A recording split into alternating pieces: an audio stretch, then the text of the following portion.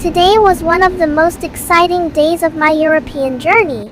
Early in the morning, I left Amsterdam and boarded a high-speed train to Cologne, Germany. My plan was simple: spend the entire day exploring Cologne before continuing on to Frankfurt later that evening. The train ride was comfortable and scenic, crossing from the Netherlands into Germany in just a few hours. As the train pulled into Cologne Central Station, I stepped onto the platform and followed the crowd toward the station exit. The moment I walked outside, I stopped in my tracks. Standing directly in front of me was the magnificent Cologne Cathedral, one of the most famous landmarks in Europe. Its massive Gothic towers seemed to reach endlessly into the sky. I had seen countless photos before, but nothing prepared me for seeing it in person. It was one of those rare travel moments that leaves you completely speechless.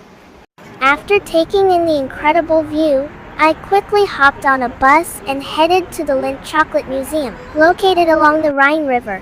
As I entered the Lindt Chocolate Museum, the sweet aroma of chocolate immediately filled the air. Before I even reached the exhibits, I found myself surrounded by temptation. Just beyond the entrance was the Chocolate Cafe, with large windows overlooking the beautiful Rhine River. Visitors were enjoying hot chocolate, cakes, pastries, waffles, and chocolate desserts while taking in the riverside view. The museum takes visitors through the entire history of chocolate, beginning with cacao cultivation in Central and South America. I learned how cacao beans are harvested, processed, and transformed into chocolate products enjoyed around the world today. One of the most interesting facts was learning where the world's cacao comes from today. The top cacao-producing countries are Côte d'Ivoire, Ecuador, Nigeria, and Cameroon, with West Africa producing the majority of the world's cacao supply. I was also surprised to discover which countries consume the most chocolate per person each year. The top consumers are Switzerland, Germany, Ireland, the United Kingdom, and Norway, with Switzerland leading the world at nearly 9 kilograms per person annually. The museum then takes visitors through the modern chocolate making process, showing how cacao is roasted, refined, molded, packaged, marketed, and sold.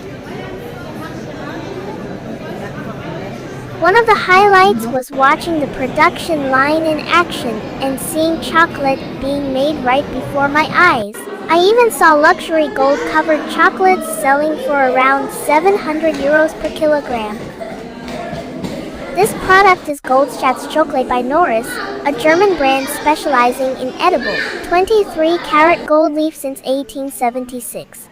In the 17th century, Spanish invaders of South America introduced hot cocoa to Europe. The rich drink quickly became a luxury morning treat among royalty and clergy, and the well-to-do soon began to employ chocolate maids. Their role was to expertly prepare and serve this beverage. The popularity of cocoa among the wealthy inspired some of Europe's finest porcelain makers and silversmiths. Soon they were creating delicate and intricate serving dishes for hot chocolate.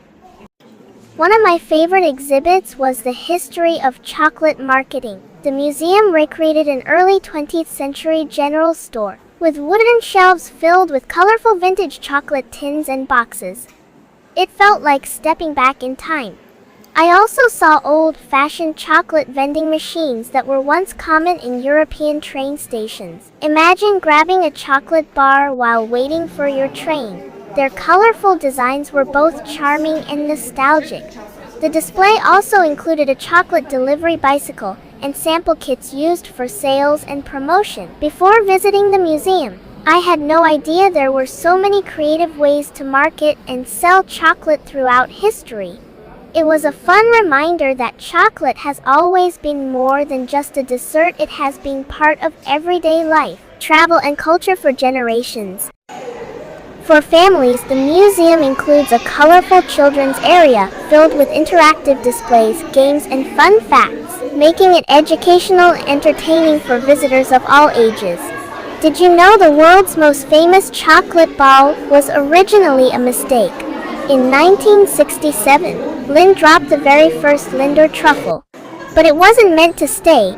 It was designed as a limited edition Christmas tree ornament wrapped in red foil. The 1967 recipe adjustment, making the chocolate fine and quick, drying enough to fill molds allowed for the creamy, liquid center ball. People went so crazy for the secret melting center. Lindt had to bring it back forever. After spending a few hours immersed in the sweet world of chocolate, I began a leisurely walk along the beautiful Rhine River Promenade back toward the city center.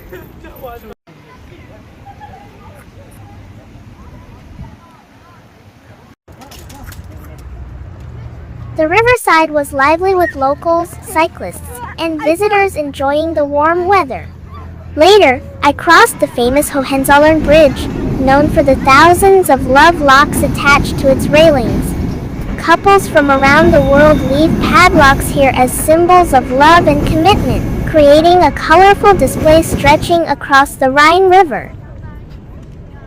As I approached the cathedral again, I was struck by its grandeur. Construction of Cologne Cathedral began in 1248 and took more than 600 years to complete.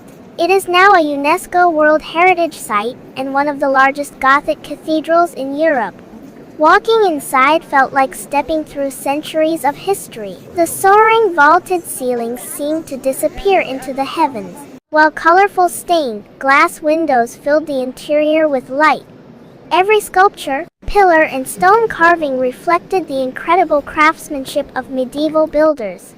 What amazed me most was that the cathedral survived World War II despite the heavy bombing that devastated much of Cologne. Standing inside, it was hard to imagine how many generations of people had passed through these same halls over the centuries. The scale, beauty, and history of the cathedral made it one of the most unforgettable places I visited in Europe. While exploring Cologne Cathedral, I looked up and noticed something unusual hanging high above the nave. It was the cathedral's famous pipe organ, suspended nearly 20 meters above the floor.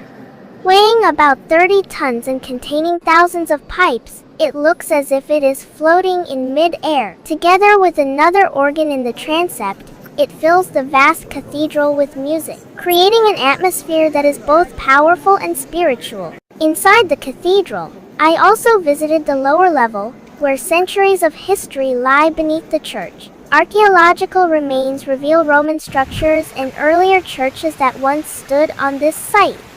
The underground treasury houses priceless religious artifacts, while the entire cathedral was built to honor the Shrine of the Three Kings, one of Christianity's most important relics. Standing there, I realized that Cologne Cathedral is not just a church.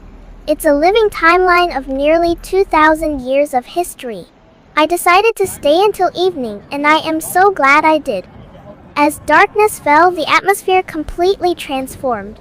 The illuminated Cologne Cathedral reflected on the Rhine while trains crossed the bridge in the distance.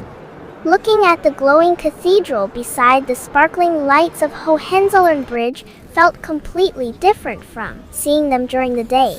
The city seemed almost magical. Although my train to Frankfurt ended up being delayed by nearly 3 hours, I didn't mind at all. Those unexpected extra hours allowed me to experience Cologne at night, and it became one of the highlights of my entire European journey.